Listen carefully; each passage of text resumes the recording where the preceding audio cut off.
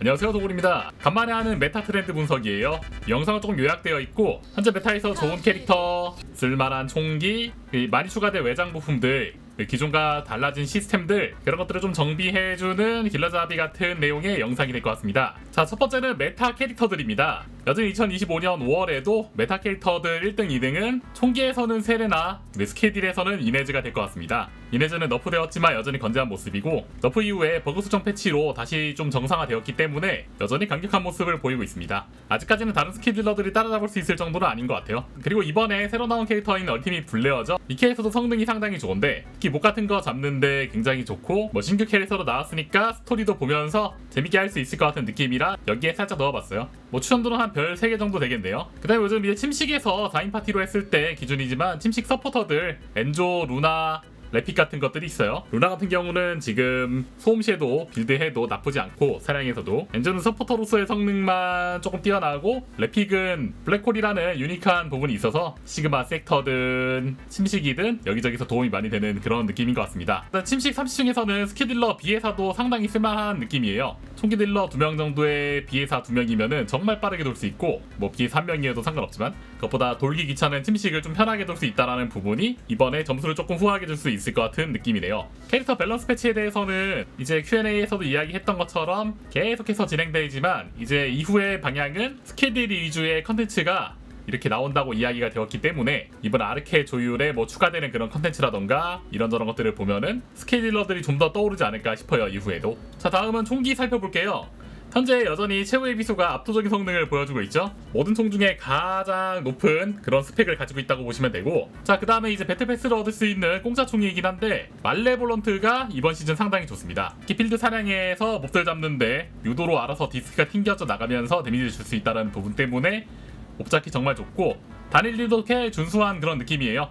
그 다음에 뒤를 따라가는 건 알비온 기병총, 그리고 글레이가 쓸 수 있는 복원된 유물, 그리고 스케딜 총들인 비밀정원과 평화중재자, 그 다음에 크리티컬이 안 뜨면 좀 아쉬운 에이탐스, 그 다음에 또 여기저기 쓰임새가 있는 고대기사 정도가 이번 시즌 메타 총기가 되겠네요. 이런 총들은 최적의 성능을 내려면은 이제 돌파와 코어자까지 다 완료를 해야 되기 때문에 어느 정도 세팅 난이도가 있긴 하지만 만들어놨을 때 많이 도움이 될 겁니다. 자, 다음은 외장 부품입니다. 일단 외장 부품과 반응로에 대해서는 이번 시즌에 좀 바뀐 게 있죠. 이 친구들은 이제 반응로 옵션 강화, 외장 부품 옵션 강화 라는 작업대에 옵션이 생기면서 이렇게 보라색이든 파란색이든 옵션이 좀 딸려도 제대로 붙어만 있다면 그걸 강화하는 형태로 이렇게 키워나갈 수 있어요. 그래서 예전에 비해서 파밍은 상당히 쉬워진 편이고, 빨리빨리 모으고 싶다면 파랑 단계에서 시작을 해도 되긴 하지만 저는 가능하면 이제 보라색에서 시작을 하려고 하고 있고요. 들어가는 자원도 이게 한두 푼이 아니기 때문에 이런 부분을 잘 이용하면은 최고 수치까지 강화를 할 수 있는 형태로 우리가 이것들을 쓸 수 있게 되는데, 반응로 같은 경우도 이제 이후에 추가될 다음 단계 레벨이 있기 때문에 스케딜러들은 더 쓰기 좋을 것 같고, 요즘 많이 추가된 외장 부품에 대해서도 좀 이제 할 말이 많은데, 일단 이 중에서 껍질 분색이라는 녀석이 있어요. 이 친구 같은 경우는 이제 발사 속도 5%까지 올려주기 때문에 우리가 많이 사용해야 되는 세레나라던가 글레이, 헤일리, 엔조, 유진, 기타 등등 총기 딜러들한테 굉장히 좋은 모습을 보여줍니다. 2세트만 끼는 것만 해도 말이죠. 뿐만 아니라 이 녀석이 이제 보이드 베슬에서 이제 차폐막이라던가 차단막 깰 때 이거 4세트 끼고 하면은 보이드 베슬이 정말 쉬워집니다. 거의 속도가 엄청나게 빨라져요. 그래서 가능하면 껍질 분색이 4세트, 옵션이 좋든 안 좋든 일단 파밍을 해두시면 좋을 것 같고요. 게다가 자체 기본 옵션도 이렇게 체력, 실드 이런 식으로 구성이 되어 있기 때문에 나쁘지 않습니다. 자, 그 다음 깨달은 마법사의 처리장치, 이것도 최근에 더 상향이 돼가지고 지속시간이 5초에서 15초가 되었습니다. 스킬 위력이랑 그런 거는 조절이 전혀 안 됐기 때문에 무속성 캐릭터들 중에서 스킬 좀 자주 걸릴 수 있는 캐릭터들은 전부 다 쓰기가 좋아요. 단점은 이제 실드와 방어력, 최대 체력, 최대 실드 이래가지고 체력이 좀 적기 때문에 학살자나 그런 거에 비해서는 조금 더 위험한 플레이가 될 수도 있다. 그 다음에 역병의 보조전원, 독속성 딜러들 사용을 하시면 되고, 킬런 전용자원 풀일 때 버그가 있어가지고 저거 적용이 안 됐는데 이제 제대로 적용이 되면서 역병도 쓸만하고, 화염날긴의 보조전원도 이제 화속성 딜러들 쓰면 좋긴 하지만 2세트 옵션도 잘 보면은 나쁘지 않아요.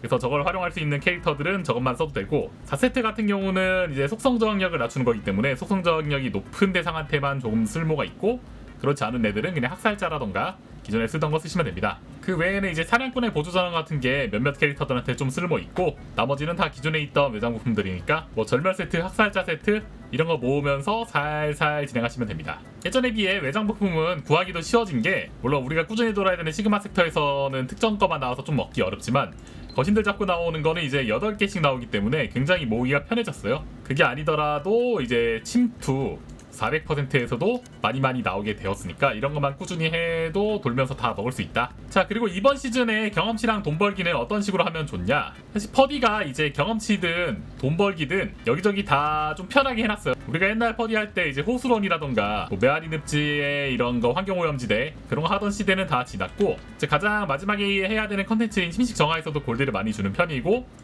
최근에 시그마 섹터도 정상화되면서 여기서도 이제 경험치가 어느 정도 확보할 수 있다. 물론 그것보다 가장 좋은 거는 여전히 침투 400% 뺑뺑이 빨리빨리 돌면서 경험치 쌓는 게 좋고, 여기서 어느 정도 골드도 얻을 수 있지만, 정말 골드가 많이 부족하신 분들은 이제 이 특수작전 단말기에 있는 하드 한 번씩 돌아보시는 것도 나쁘지 않을 거예요. 대략 캐릭터마다 다르긴 하겠지만 8분 9분 정도 걸린다고 했을 때 100만에서 200만 골드 그 정도의 획득률을 보인다. 그리고 여전히 침공 같은 거 하면은 골드는 꾸준히 쌓일 수 있을 거고, 뭐 그래도 요즘 골드 스윙처가 또 많아가지고 저도 한 5억 6억 있었는데 요 정도까지 깎여 나간 거 보니까 최근에 골드가 좀 많이 들긴 해요. 가끔 그리고 뉴비들이 카이퍼 조각 모으는 거 어려워하시는 분도 있는데, 카이퍼 조각은 어쩔 수 없이 초반에는 부족할 수밖에 없고 시간이 지나면서 점점 쌓이게 됩니다. 이거 얻는 거는 그냥 꾸준히 해가지고 모듈 같은 거 열심히 갈아가지고 뭐 얻는 거밖에 없다고 보시면 돼요. 뭐 엔조 들고서 열쇠 깔아 다니는 것도 나쁘지 않긴 한데 그건 좀 귀찮은 작업이긴 하지만요. 그래도 이제 엔조도 좀 이런 거 편하게 얻을 수 있게 되었는 게, 이제 필드에 가면은 어디에 그런 것들이 나와 있는지 다 볼 수 있어요.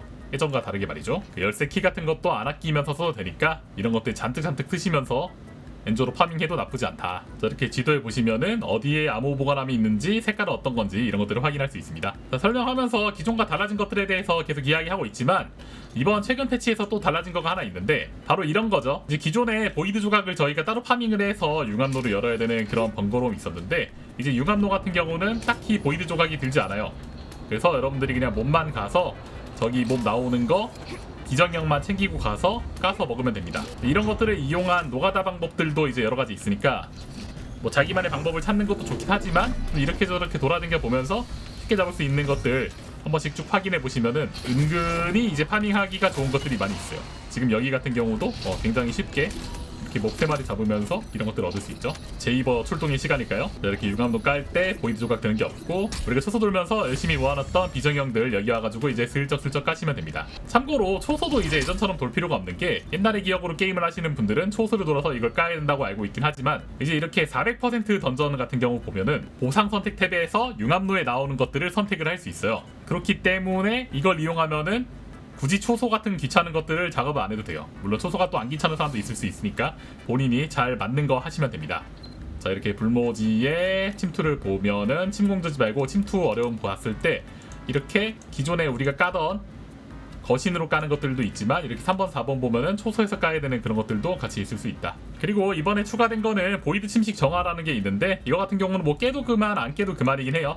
난이도가 상당히 높은 편이긴 한데, 저 같은 경우는 이제 세레나로 최후의 비수 장탄량 빌드 해놓은 거 가장 최근에 유튜브에 올려놓은 그 빌드로 해가지고 대충 다 클리어했어요.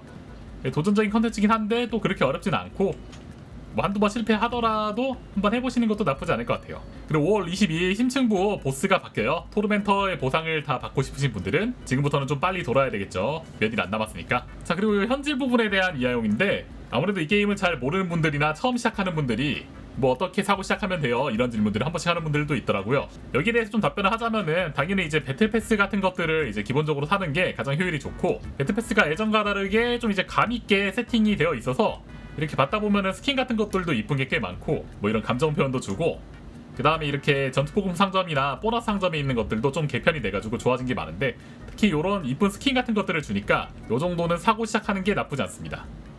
이런 외형뿐만 아니라 배틀패스에는 이제 여러분이 성장을 할 때 필요로 하는 그런 에너지 활성체라던가 총매 같은 거, 그 외 기타 재료들도 이렇게 저렇게 배치가 되어 있으니까 이거 과금 효율이 상당히 높은 편이고요. 퍼디가 현질에 대해서는 해자 게임이라고 불리는 이유 중 하나가 이제 이런 요소인데, 게다가 이제 페이백 해주는 그런 칼리버도 어느 정도 있다 보니까 아무튼 효율이 좋다. 그 외에는 상점에 보시면은 이제 스킨 같은 것들을 보통 많이 살 텐데, 그것보다 좀 더 뉴비이신 분들은 계승자를 사는 경우도 있어요. 계승자 같은 경우는 이렇게 하나하나 구매하는 경우도 있지만, 이런 식으로 구매 패키지 번들 같은 것도 좀 있고, 다만 계승자 같은 경우는 비교적 최근에 일반 캐스트로 만들 수 있는 캐릭터들이 몇 개 더 추가되면서 일반 캐릭터들은 가능하면 사지 말고 정기적으로 이벤트를 하면서 일반 캐릭터들 선택권 같은 걸 뿌려요. 물론 이런 베슬이나 침공 이런 식으로 얻어야 되는 캐릭터들은 거기서 얻을 수 없긴 한데 이제 만들기 좀 어려운 유진이라던가 카일, 애시모 뭐 그런 캐릭터들을 거기서 선택권으로 이제 얻는 것도 나쁘지 않고, 그 외에는 가능하면은 뭐 얼티밋 계승자들 버니도 최근에 만들어지기가 굉장히 쉬워졌어요.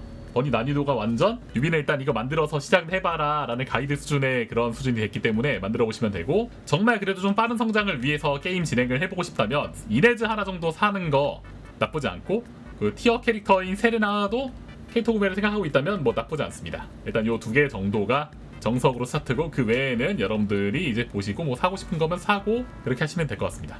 결국엔 이 게임은 자기가 원하는 캐릭터, 재밌어하는 캐릭터를 했을 때 가장 재밌는 게임이기 때문에, 참고로 저는 캐릭터 구매를 애시모와 카이를 했습니다. 자, 그거 외에는 이제 조력자가 있는데 조력자도 먼저 사서 해도 나쁘지 않긴 한데요, 그냥 제작을 해도 됩니다. 저 같은 경우는 이제 10독은 샀지만 헌팅독은 그냥 제작을 해서 만들어 보았고요. 보이드 배슬만 꾸준히 해도 되니까 고인물들이 요즘 보이드 배슬 열심히 잘 돌아줘요.